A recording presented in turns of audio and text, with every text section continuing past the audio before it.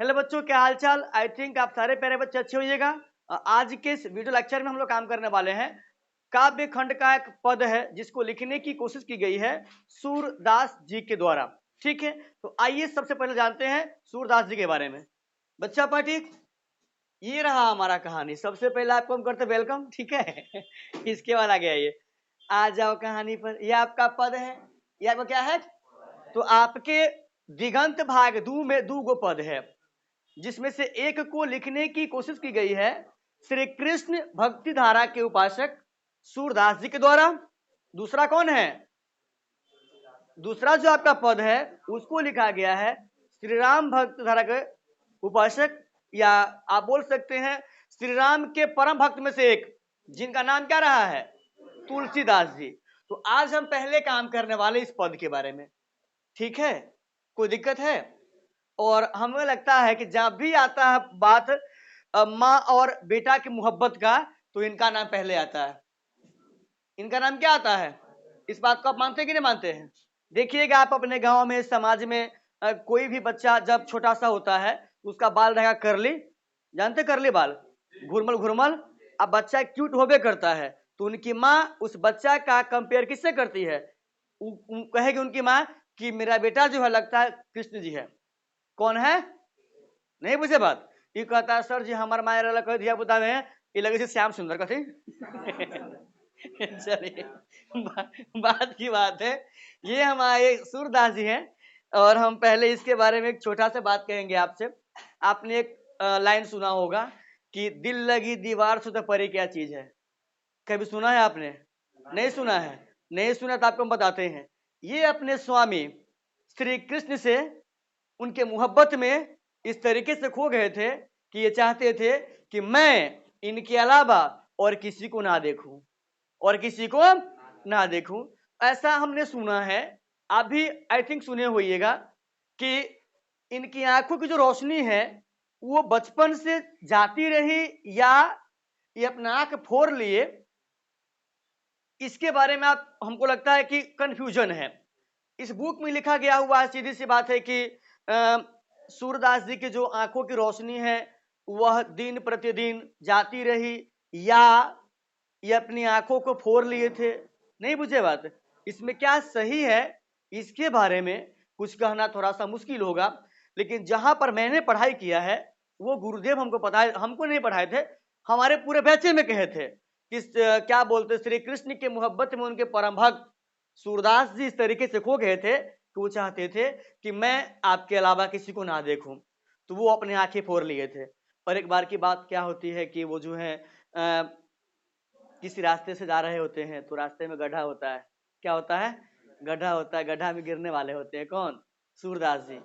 तो श्री कृष्ण जी आते हैं, उनके हाथ पकड़ करके गड्ढा से साइड में करके उसको अच्छे रास्ते पर लेके पार करवा देते हैं। और इसके बाद जैसे हाथ छुड़ाने के लिए वो करते हैं, कौन, श्री कृष्ण जी। तो यहाँ बोलते हैं सूरदास जी कि आपको क्या लगता है कि मेरे पास आंखें नहीं हैं तो क्या मैं अपने प्रभु को नहीं देख पाऊंगा।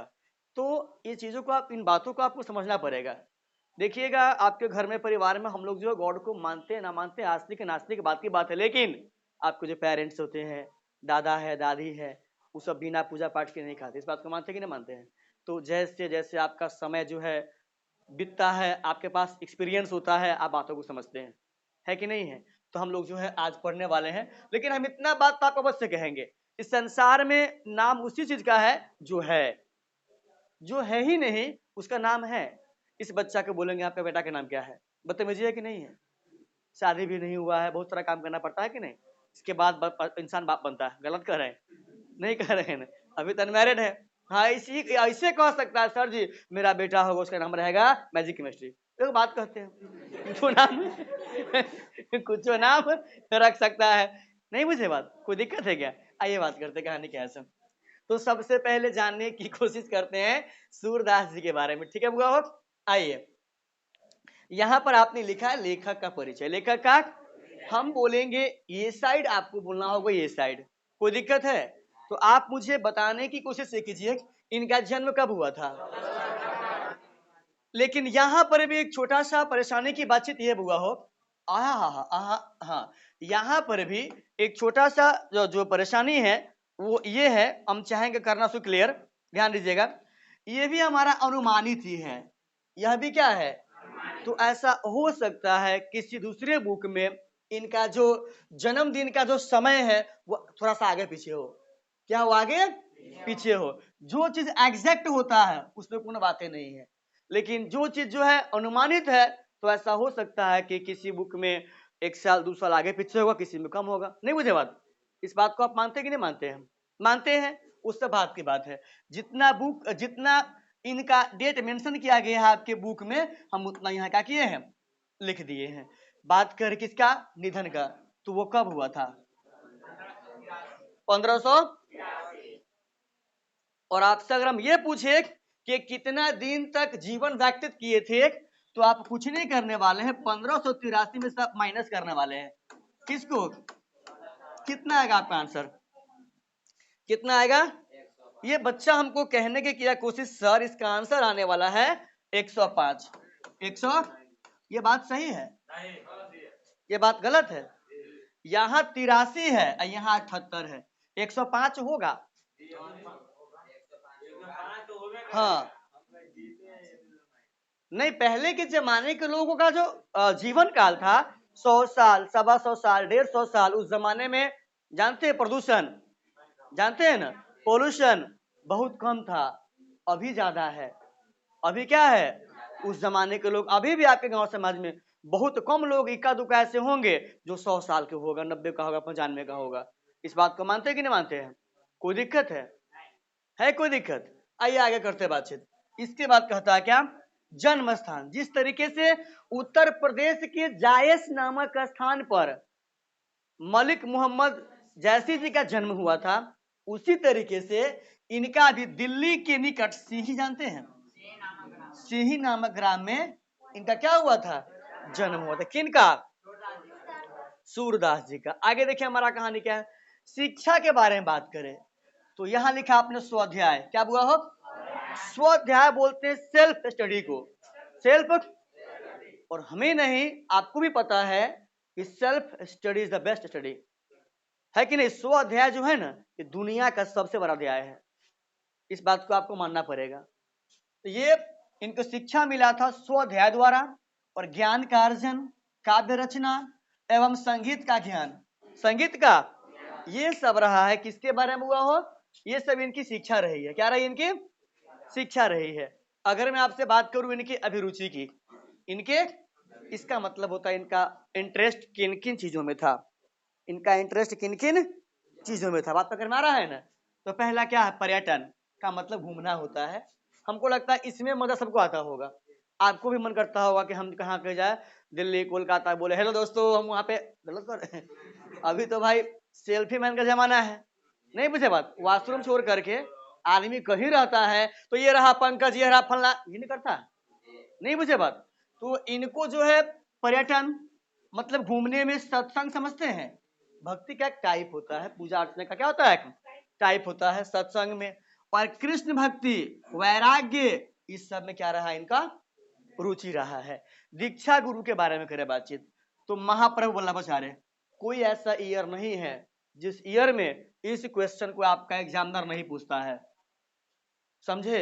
इस बात को आपको ध्यान रखना पड़ेगा। एक होता है शिक्षा गुरु, एक होता है दीक्षा गुरु। जो आपको पालते हैं उसको बोलते दीक्षा गुरु, और जो आपको पढ़ाते हैं उन्हें कहते क्या, शिक्षा गुरु। बात तो घर में आ गया, आगे आइए। विशेष इनका क्या क्या हुआ हो, तो जन्म से अंधे, और इनको जब पढ़िएगा विकिपीडिया से, गूगल से, तो वहां लिखा मिलेगा आपको कि ये कंफर्म नहीं है, ये कंफर्म क्या है, नहीं है कि जन्म से अंधे थे, या जैसे जैसे बड़े हुए वैसे वैसे इनके आंखों की रोशनी जाती रही। दोनों में सच्चाई क्या है, ये क्लियर क्या है, नहीं है। आगे देखिए, मृदुल, विनम्र, निर्भिमानी, भावुक। मक्खी जो है ना अपना कार्यक्रम स्टार्ट किया हुआ है, हट भाई तू, हट भाई तू, हाँ। तो हमने क्या कहा आपको, जन्म से अंधे, मृदुल, विनम्र, निर्भिमानी, भावुक, ये सब जो है इनका विशेष बात रहा है। अब एक बात सुनिएगा, मेरी बातों को ध्यान से, हम यहाँ आपको कहना क्या चाह रहे हैं, हम यहाँ कहना आपको ये चाह रहे हैं कि कृतियां में जितना भी आपका काव्य खंड हो या गद्य खंड हो, जितने भी पोएट है, कवि है, लेखक है, उसका 1 2 3 जो है एगो दूगो एवे करता है कंटिन्यू। और आपको हम ये बात कई बार बोल चुके हैं कि 80 मार्क्स लाना बड़ी बात नहीं है। सामान्य बच्चा भी इतना परसेंट 80% मार्क्स ला सकता है, लेकिन इसके बाद आपकी काउंटिंग, इसके बाद आपकी गणना, इसके बाद आपकी गिनती सामान्य बच्चों में नहीं होता है।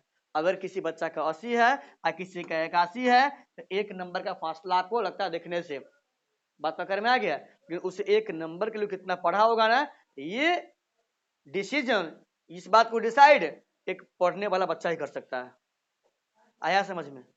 आगे देखिए कहानी क्या है। सो इनकी कृतियां क्या क्या है? सुरसागर, साहित्य लहरी, राधा रस केली, राधा रस केली, सुर सारावले, श्रीमद् भागवत के आधार पर रचे गए ग्रंथ सुर सागर में 2 की संख्या 1.25 लाख बताई जाती है। इस बात को ध्यान से सुनेगा। हमारा कहानी क्या है? हमारा कहानी कहता है श्रीमद् भागवत के आधार पर रचे गए ग्रंथ सुर सागर में 2 की संख्या 1.25 लाख बताई जाती है, किंतु अब लगभग 5000 पद ही उपलब्ध है। जानते हैं जो 2 है, 2, इस 2 का मतलब होगा दोहा। क्या होगा? मिसप्रिंट है। ठीक है, आगे आइए। कहता सुर सारावली में बृहत होली के गीत के रूप में रचित अब 1107 पद है, 1107 पद है। तथा साहित्य लहरी में रस, जानते श्रृंगार रस, वीर रस, वात्सल्य रस, तो ये आपका वात्सल्य रस है, समझे? जिस रस के माध्यम से एक माता और एक पिता अपने प्यार को अपने बच्चों के प्रति दिखाने की करते कोशिश, नहीं बुझे बात, उसे क्या कहते हैं? वात्सल्य रस। वात्सल्य रस के माध्यम से माता पिता अपने बच्चों के प्रति अपने प्यार को दिखाते हैं, समझे? तो यह हमारा क्या हो गया? अलंकार, नायिका भेद को प्रतिपादित करने वाले 118 क्या है? पद है। अब जो है थोड़ा सा कहानी को लेके आगे आते हैं, देखिएगा हमारा कहानी क्या होने वाला है। चलिए, ये तो आपको हो गया है, इसको अभी नहीं पढ़े हैं आप। चलिए, अब यहां से आपको काम करना है, यहां से आपको काम करना है। तो आइए मिलकर के बातचीत करने की करते हैं कोशिश। देखिएगा हमारा कहानी क्या होने वाला है। इस कहानी को स्टार्ट करने से पहले एक बात चाहिए कहना आपको हम कि राकेश सर का गेट खुला हुआ है क्या? एक बार देख लीजिए, दोनों गेट खुला है कि बंद है? बंद है एकदम, इसको कंप्लीटली क्लोज। चलिए आइए करते मिलके बातचीत। बच्चा पाठी, एक एक बात को समझिएगा। हम आपको लास्ट क्लास में ये बात बताने की कोशिश किए थे कि ये पूछता है व्याख्या में। कहाँ पूछता है? जिसको आप कायदे से कहने की कोशिश करते क्या? एक्सप्लानेशन। इसे आप क्या कहते हुआ हो? एक्सप्लानेशन। इसको बोलते व्याख्या, हिंदी में कहते हैं सप्रसंग व्याख्या। समझे कि नहीं? चीजों को समझिएगा। ये पूछेगा आपसे 4 नंबर में। और आपको हम कल के क्लास में बात बताए थे कि किसी भी पंक्ति का आपसे व्याख्या पूछता है तो आप क्या करते हैं? आप ये बताते हैं कि वह पंक्ति किस पाठ से लिया गया है, कौन उनके रचनाकार है, और उसका भावार्थ जो आप स्पष्ट करते हैं कि इसका मतलब क्या है। नहीं बुझे बात?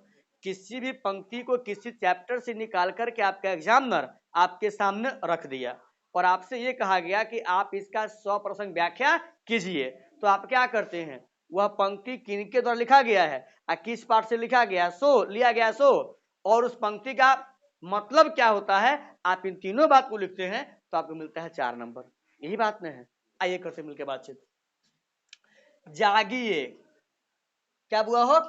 जागिए ब्रज राजकुंवर, ब्रज के राजकुमार, ब्रज के राजकुमार, कमल कुसुम फूले। कमल कुसुम, इसका मतलब कमल होता है। कमल तो आप जानते ही हैं जो आपके सामने है। क्या हुआ हो? कमल का फूल ये है कि कमल का फूल ये है?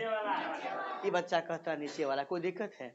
कुसुम एक ऐसा फूल होता है बुआ हो, कहता कुमुद, यह भी फूल का ही नाम है।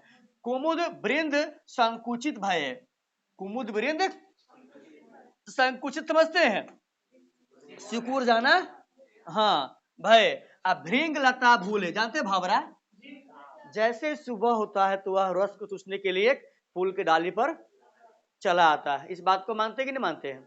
देखिए हमारा कहानी क्या है। प्रस्तुत पद वात्सल्य भाव के हैं, और वात्सल्य भाव का मीनिंग क्या होता है आप जानते हैं?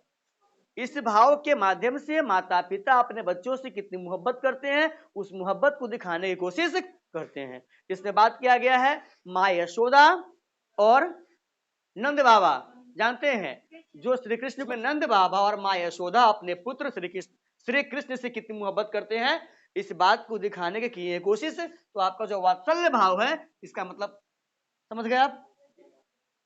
तो कहता प्रस्तुत पद वात्सल्य भाव के हैं और सुर सागर से संकलित है। यहां से निकाल देगा आपको ऑब्जेक्टिव कि सूरदास जी द्वारा रचित जो आपका पद है वह किस पाठ से या किस किताब से संकलित है, किस पाठ से न किस बुक से संकलित है, तो आप क्या मारेंगे? या उनके किस रचना से संकलित है, तो आप क्या मारेंगे? सूर सागर से। कोई दिक्कत है? जिसमें सूरदास जी मातृ स्नेह का भाव प्रदर्शित कर रहे हैं। माता यशोदा अपने पुत्र श्री कृष्ण को सुबह होने पर जगा रही है और वह कहती है कि हे ब्रज के राजकुमार, अब जग जाओ, अब जग जाओ, जाग जाओ, कमल पुष्प खिल गए हैं तथा कुमुद भी बंद हो गए हैं। कुमुद रात्रि में ही खिलने वाला, कुमुद जो है ना ये रात्रि में खिलता है, क्योंकि इनका संबंध किससे है? चंद्रमा से। ये कुमुद होगा, हम कुसुम बोल दिए हैं, ठीक है बुआ हो। इनका संबंध चंद्रमा से है। और भ्रमर मतलब भंवरा जो है ना, ये कमल की पुष्प पर जो है क्या करने लगे हैं? मंडराने लगे हैं। अब देखिए अगर हमको इसका करना होगा व्याख्या, तो हम क्या करेंगे? हम लिखेंगे प्रस्तुत पंक्तियां सूरदास जी द्वारा रचित सूर सागर से क्या संकलित है। कोई दिक्कत है? इसमें सूरदास जी वात्सल्य भाव के माध्यम से, वात्सल्य भाव के माध्यम से ये कहना चाहते हैं कि इसमें माँ यशोदा जो है अपने पुत्र श्री कृष्ण को सुबह होने पर जगाने की कोशिश कर रही है और ये कहती है कि हे ब्रज के राजकुमार, अब जग जाओ। तो क्या बोलते हैं? कुसुम और कमल जो है ये खिल चुके हैं। जो कुमुद के फूल है अब वह भी संकुचित हो चुके हैं, संकुचित हो चुके हैं, भंवरे डालियों पर मंडराने लगे हैं। यही बात न है। इसको एक बार हम फिर से चाहेंगे कहना, चीजों को समझिएगा आप। अगर आपसे आपका एग्जामिनर पूछने की कोशिश ये करता है, और जानते एक बात, इंग्लिश हो चाहे हिंदी हो, किसी भी विषय का बात कर लीजिए आप, जहां व्याख्या करने की आती है बात, तो वहां क्या बोलते हैं, किसी भी चैप्टर का जो होगा पहिलका पंक्ति उसी को निकालता है, उसी को आप क्वेश्चन बैंक निकाल के कीजिएगा इसका विश्लेषण, एनालिसिस, तो आपको समझ में आएगा। इसका व्याख्या कैसे करेंगे? हम लिखेंगे प्रस्तुत पंक्तियां सूरदास जी द्वारा रचित पद से क्या है? संकलित है, या उस पद से ली गई है जो सूर सागर पद से क्या है? संकलित है। इस या इन पंक्तियों के माध्यम से सूरदास जी ये कहना चाहते हैं कि इसमें माँ यशोदा जो है अपने पुत्र श्री कृष्ण को भोर होने पर जगाने की कोशिश कर रही है और ये कहती है कि हे ब्रज के राजकुमार, सुबह हो चुका है, कमल और कुसुम के जो फूल है वह खिल चुका है, और जो कुमुद है अब वह भी संकुचित हो चुका है, जो भंवरे हैं वह डालियों पर मंडराने लगे हैं। इसमें वात्सल्य रस बोलना था शुरू में, हम नहीं बोले हैं, तो आप अपने तरीके से जैसा आपको बेहतर लगेगा आप उसको, इसका व्याख्या इसका कर सकते हैं। बात पकड़ में आ गया? कोई दिक्कत है? चलिए अब देखिएगा जो हमारा कहानी है वह हमको क्या कहना चाहता है। आइए नीचे देखिए यहाँ क्या कहा गया बउआ हो। यहाँ कहता है कहानी, यहाँ आपका कहानी क्या कहना चाहेगा इसके बारे में चाहेंगे हम बातचीत करना, ध्यान दीजिएगा। कहता है कहीं मक्खी चल रहा है ना, चलिए भाई आप अपना भी कार्यक्रम अभी कीजिए। क्या होता है? कमचूर का मतलब मुर्गा होता है, खग क्या है? एक चिड़िया है। बात पकड़ में आ रहा है?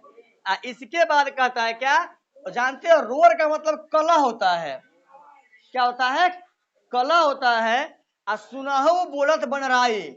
इस सब जो है वन में क्या हो रहा है, अब बोल रहा है। आरामवती समझ रंभाना, गाय भैंस जो है सुबह होगा अपने बच्चों को दूध पिलाने के लिए रंभाती नहीं है, तो कहेगा उनके भैंस के ग्वारिन, ग्वारिन समझते हैं ना, हालांकि सब पालता है उनको, तो जो भी उनको पाल रहे होते हैं, जो उसके मालकिन होती है, वो बोलते हैं भैंसी बोले छै, एकरा बच्चा खोल दे, एकरा बच्चा के, तो उसको खोल दिया जाता है। चाहे गाय का बच्चा हो उसको भी खोल दिया। और गलत कह रहे हैं बुआ हो। देखिए हमारा कहानी क्या है, कहता है प्रस्तुत पद वात्सल्य भाव के है, सूरसागर से संकलित है, जिसमें सूरदास जी मातृ स्नेह का भाव प्रदर्शित कर रहे हैं। कोई दिक्कत? इसमें सूरदास जी मातृ स्नेह का भाव प्रदर्शित कर रहे हैं और माता यशोदा अपने पुत्र कृष्ण को सुबह होने पर जगा रही है। क्या करे बुआ हो? जगा रही है और वह कहती है, हे ब्रज के राजकुमार अब जग जाओ, अब जग जाओ। सवेरा होने के प्रतीक मुर्गे बाग देने, कुकुर, पक्षियों व चिड़ियों का कलह या कलह होगा प्रारंभ हो गया है। गौशाला में गैया जो है बछड़ों के लिए क्या हो रही है, रंभा रही है। एक बार फिर से कह रहे हैं, आप इसको बोल सकते हैं कि प्रस्तुत पंक्तियां सूरदास जी द्वारा रचित पद से ली गई है, जो सूरसागर से संकलित है।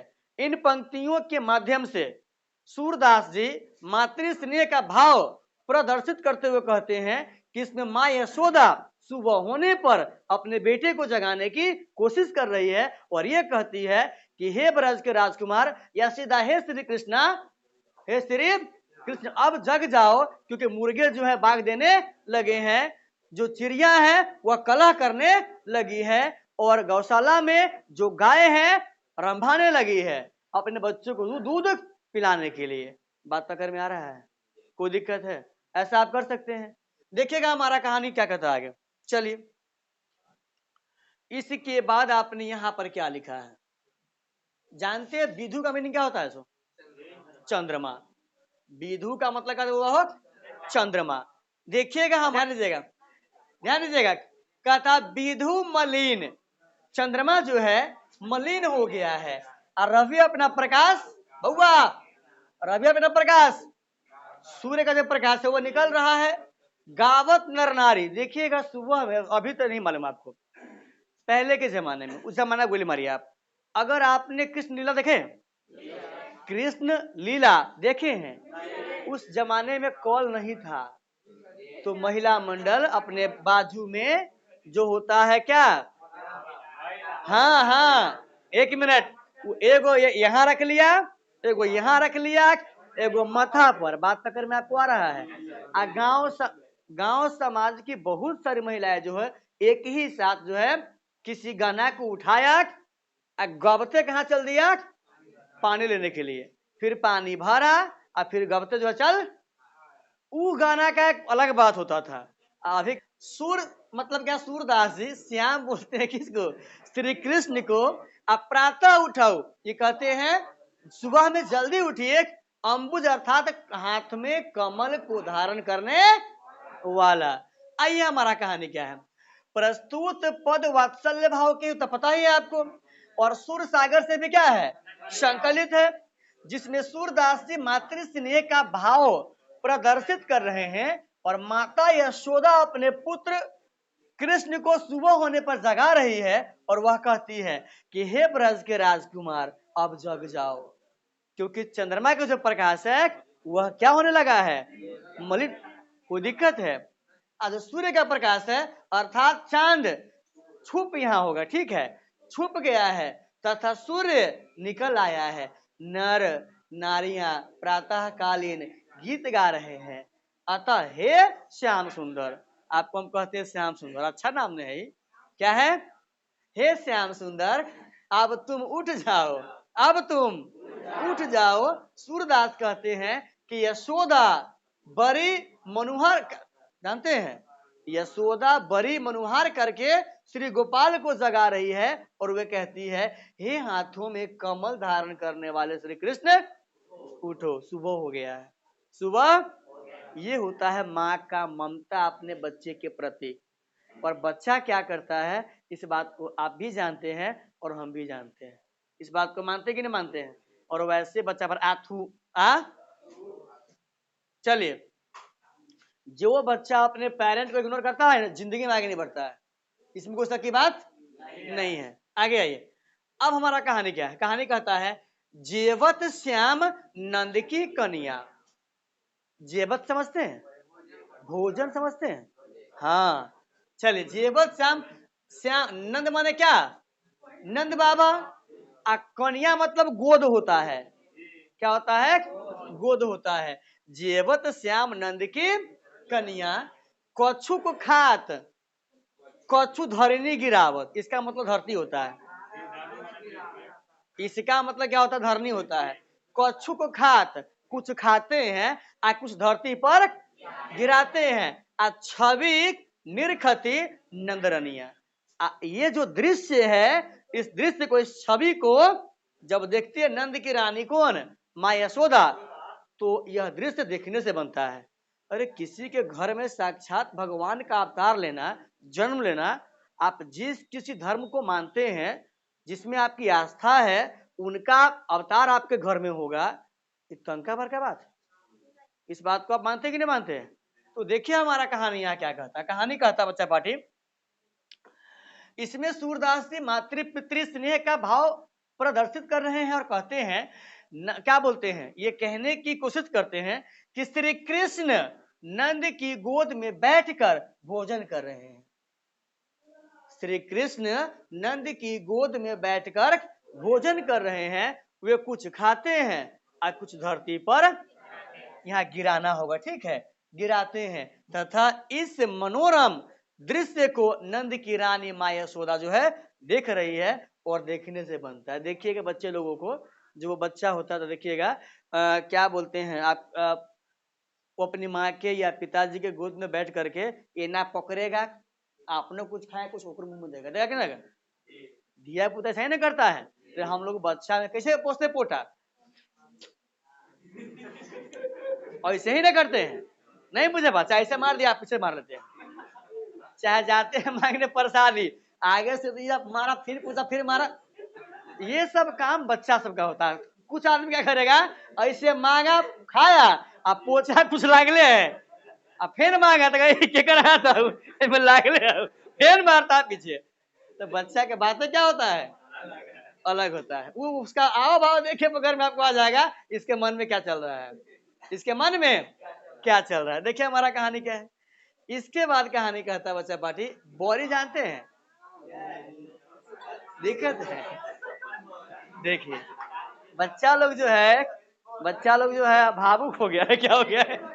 भावुक हो गया है कि चलिए, भावुक मत हुए, मिलने वाला नहीं, मिलने वाला।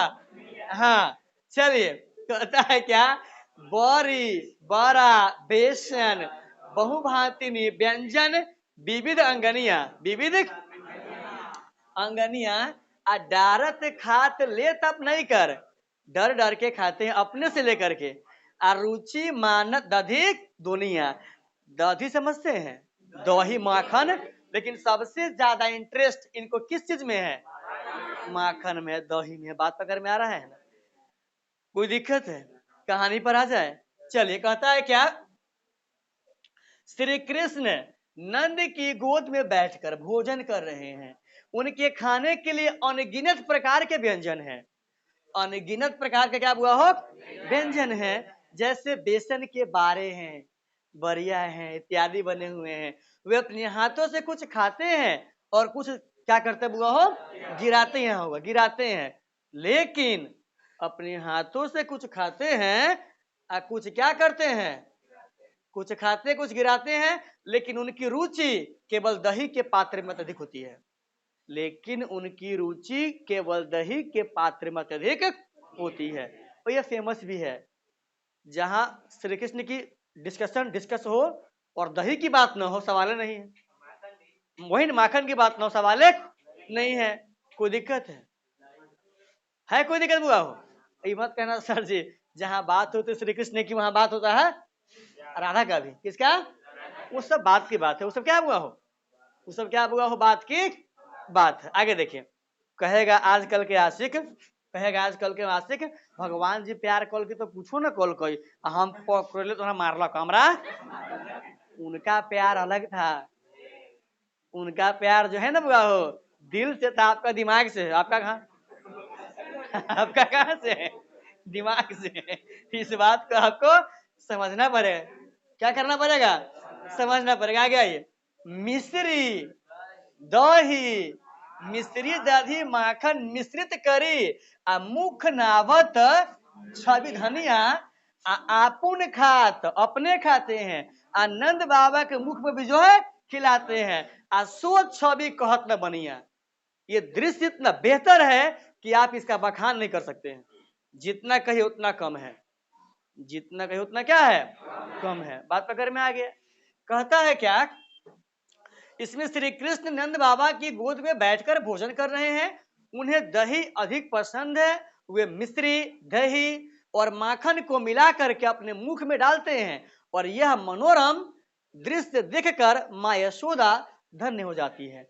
वे खुद भी खाते हैं और कुछ नंद जी के मुंह में भी डालते हैं, खिलाते हैं। ये मनोरम छवि का वर्णन करने से बनता है, करने से। जिस किसी काम को करने में आपको मजा आता है ना, उसमें समय कैसे गुजर जाएगा पता आपको नहीं चलेगा। इस बात को मानते हैं कि नहीं मानते हैं? गलत कह रहे हैं। लेकिन जिस किसी काम में आपको मजा नहीं आएगा आप बार बार देखते हैं टाइम। इस बात को मानते हैं कि नहीं मानते हैं? तो इस बात की बात है, आपको मजा किस में आता है वो हमें पता, हमें नहीं है। कहता है जो रस नंद जसोदा बिलसत, जो सुख नंद बाबा को आ यशोदा को प्राप्त हो रहा है ना, सो नहीं तिहु भुवनिया। वो तीनों लोक में कोई ऐसा जो है व्यक्ति या गॉड कुछ भी नहीं है जिनको यह सुख जो है क्या हो मिल पाता हो या मिल रहा हो। नहीं बुझे बात? भोजन करी नंद अचमन लीन हो। अचमन का मतलब कुल्ला जानते हैं? कूलर समझते हैं? कूलर नहीं कुल्ला रे बेटा, कूलर कहता है कुल्ला। देखिएगा पहले के जमाने में हम लोग की दादी माँ खाना खा के ऐसे में पहुंचती थी, खाना खा लो ना मतलब आंख छोड़ के यहाँ पूरा में। आजकल के लड़की खा लेगी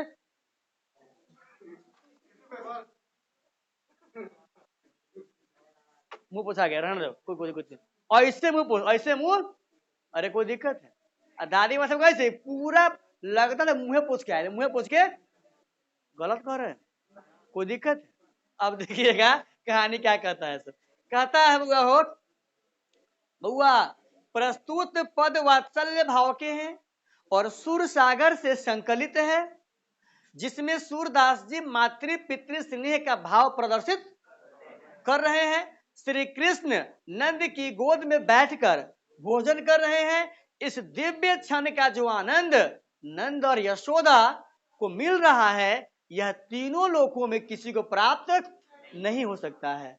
भोजन करने के बाद नंद और श्री कृष्ण कुल्ला करते हैं और सूरदास जी उनका जूठन मांग रहे हैं कि अगर आपका जूठन भी मिल जाएगा ना हमको तो जो हमारा जीवन है धन्य हो जाएगा। क्या हो जाएगा? धन्य हो जाएगा। अब आप लाइक सब्सक्राइब कमेंट शेयर आपको जो भी करना